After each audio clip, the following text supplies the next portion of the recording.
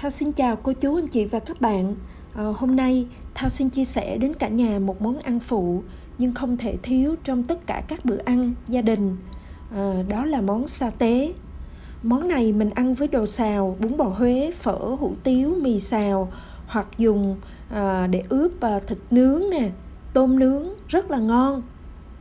Cách làm thì rất là dễ, đơn giản. Mỗi lần mình làm thì làm rất là nhiều, rồi chia bớt cho những người thân ăn, ai cũng khen ngon hết. Nếu cả nhà ai có thích thì mình cùng vào bếp nha. Xin mời cả nhà ủng hộ Thao bằng cách bấm nút đăng ký, thích và bình luận cho kênh của Thao. Cảm ơn cả nhà nhiều. Nguyên liệu phải có là đầu tiên là ớt. Thì nếu mà mình có ớt tròn thì nó cay hơn. Mình lựa tất cả những cái ớt mà xấu mình bỏ đi. Còn đây là ớt bột thì tùy thích, mình ăn cay hơn thì mình bỏ, còn không thì thôi. Còn ở đây là tỏi và sả. Tất cả cái nguyên liệu này Thao chưa cân, Thao chỉ giới thiệu mình gồm có cái gì thôi. Còn đây là hành tây đó, rồi cuối cùng là hạt điều. Đơn vị đo lường thì Thao có ghi ở đây và ở dưới phần mô tả. Cô chú, anh chị và các bạn nhớ xem nha. Ớt mình mua ở chợ về thì mình nhớ lựa những trái thúi và hư mình bỏ đi, vì ớt là nguyên liệu chính để quyết định là thành phẩm của mình có ngon hay dở đó các bạn. Các bạn coi cái này nè, nó thúi như vậy là mình phải dục đi. Thao khuyên người nội trợ mình nên có một cái cân ở trong bếp nha, để mà mình cân liều lượng mình nấu ăn chính xác hơn các bạn. Sau khi mình lựa ớt xong thì mình cân cả ớt lẫn cọng thì khoảng 400 gram. Thì nếu các bạn chưa có cân thì mình đong cỡ là 6 cấp hoặc là 6 chén. Còn đây là sả tươi thì Thao có khoảng 8 cây sả. Sau khi mình cắt nó mỏng ra hết từng khoanh tròn như vậy, rồi mình cũng cân lên, cân 350 gram sả. Thì nếu mà các bạn không có cân thì khoảng 4 cấp. Thao có ghi hết phần nguyên vật liệu ở phần mô tả, các bạn nhớ xem. Đây là 350 gram sả đã bào mỏng rồi. Đây là hành tây thì mình cũng cắt nhỏ ra rồi hồi mình đem xay sau. Thì tổng cộng là 400 gram hành tây. Nếu các bạn không có cân thì khoảng 1/4 cấp.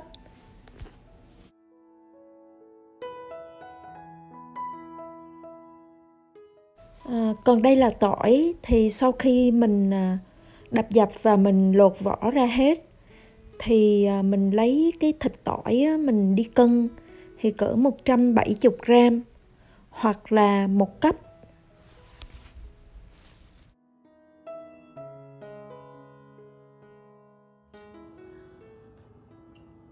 Bây giờ mình chuẩn bị rửa ớt thì ớt nó cũng có nhiều chất trừ sâu lắm Thành ra Thao muốn rửa cho sạch bằng cách là Thao bỏ thêm muối và giấm vào, rồi xong Thao ngâm cỡ 3 phút thì Thao mới rửa lại nước lạnh sau.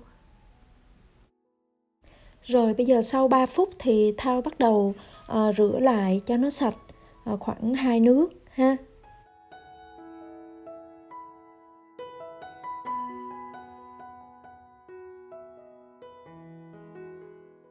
Mình rửa bỏ vào rá và mình làm cho nó thật là ráo nha các bạn. Nếu mình muốn cho nó ráo thật lẹ thì mình có thể lấy giấy bếp thì mình lau mà mình thấm cho thật khô.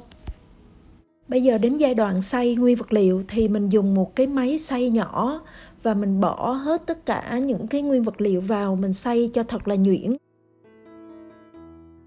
Nói chung là càng nhuyễn càng tốt nha cả nhà.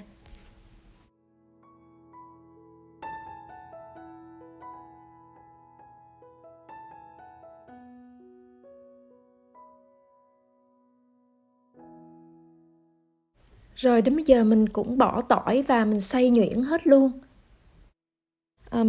Cả nhà biết không, mỗi lần mà làm sa tế là cũng là rất là mất công á.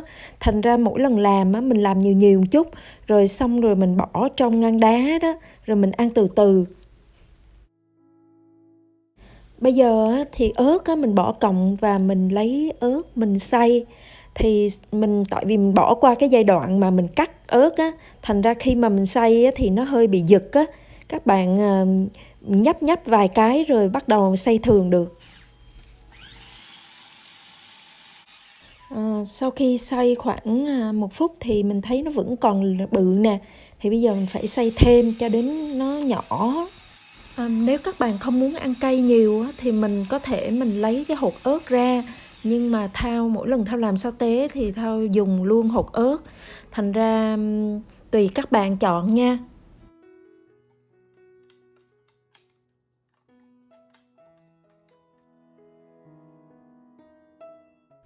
Tại vì Thao bỏ qua giai đoạn mà cắt ớt nhỏ ra, thành ra xay hơi khó. Nhưng mà không sao nha các bạn. Nếu các bạn muốn cắt ớt trước để xay dễ cũng được, không sao.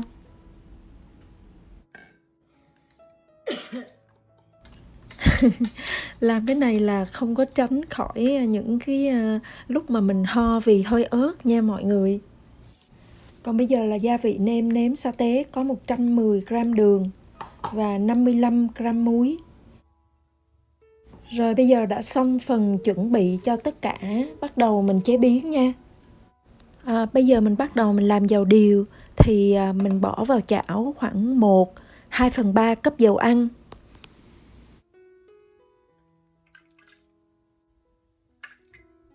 Mình bật lửa lớn lên để đến khi mà dầu nóng, chứ đừng có sôi nha các bạn.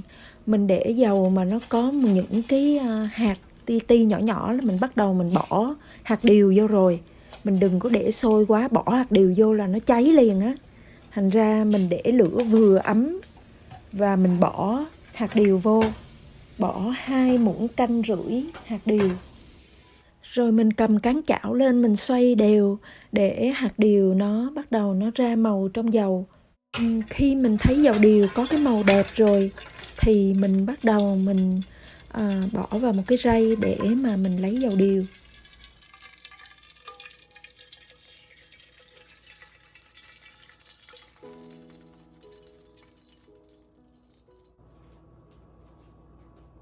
Sau đó mình rửa chảo và mình bắt đầu mình xào sa tế. Thì mình bỏ vào chảo 1 cốc dầu ăn. Mình để dầu nóng và sau đó mình bỏ tỏi vào trước. Mình xào cho đến khi tỏi nó thơm lên.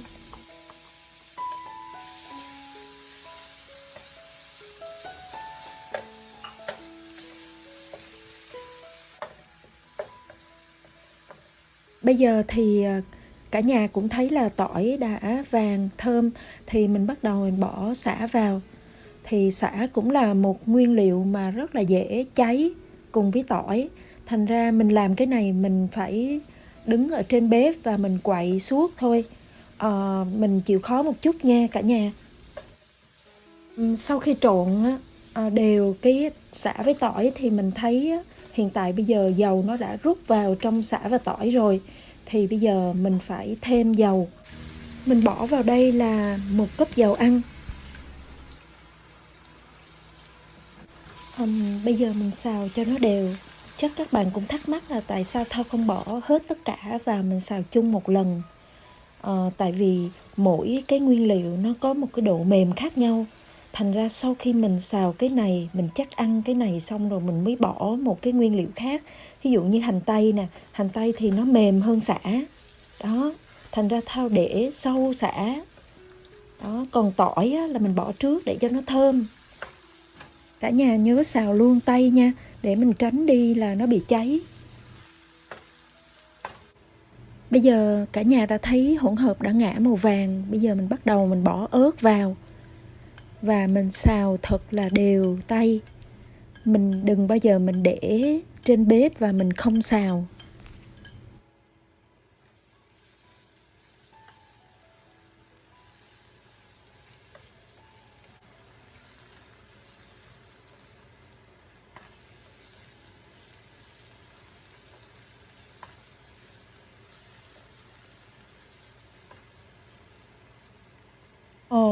Bây giờ là đến 10 gram ớt bột nè. Thao quên Thao quên một cái là má Thao không có ăn ớt được cay lắm, thành ra Thao không có muốn bỏ vào. Nhưng mà nếu các bạn mà ăn cay nhiều á, các bạn bỏ vào nha. Còn nếu mà ăn cay mà kiểu sơ sơ, medium á, trung bình thôi á, thì không cần bỏ vào cái ớt bột này. Mọi người nhớ xào trên bếp với lửa trung bình nha. Sau khi trộn đều hỗn hợp thì mình bỏ đường và muối vào. Có nhiều bạn hỏi Thao á, là cái muối hồng này là muối gì? Thì Thao xin nói là cái muối hồng này là có tên gọi là Himalaya. Thì nó được khai thác hoàn toàn tự nhiên, thành ra nó có nhiều cái khoáng chất hơn là muối thường. Và đặc biệt á, là nó có cái chất sắt, thành ra nó có một cái màu hồng đặc trưng như vậy đó.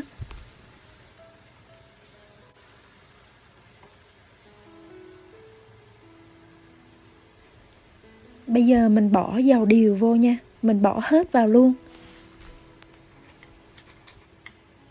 Bây giờ mình trộn đều và mình để lửa riu riu.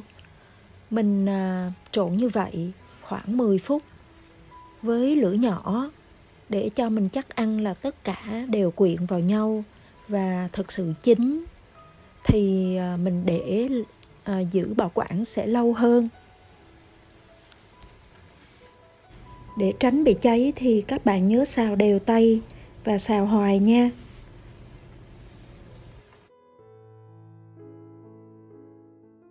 Rồi 10 phút đã qua. Bây giờ các bạn thấy đó, cái màu sa tế nó đẹp không? Nó có một cái màu đỏ rất là đẹp. Và tất cả cái nguyên vật liệu nó quyện vào nhau.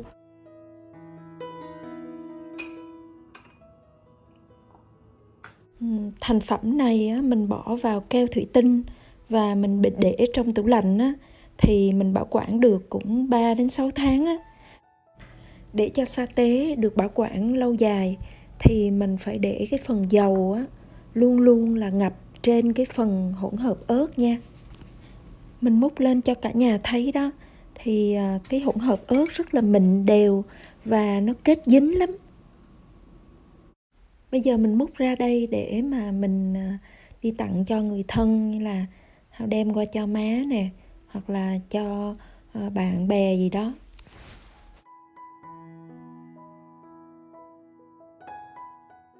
Nếu còn dư lại thì thường Thao hay bỏ vào trong Ziploc á, bỏ từng số lượng mà vừa đủ ăn á, xong rồi Thao bỏ trong ngăn đá thì mình bỏ được nhiều khi cả 1 năm luôn á.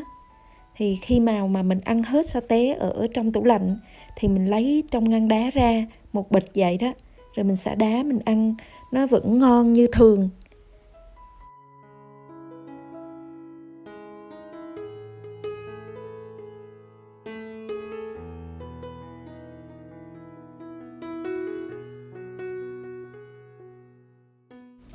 Rồi bây giờ mình chuẩn bị mình đi bỏ vào trong ngăn đá nha.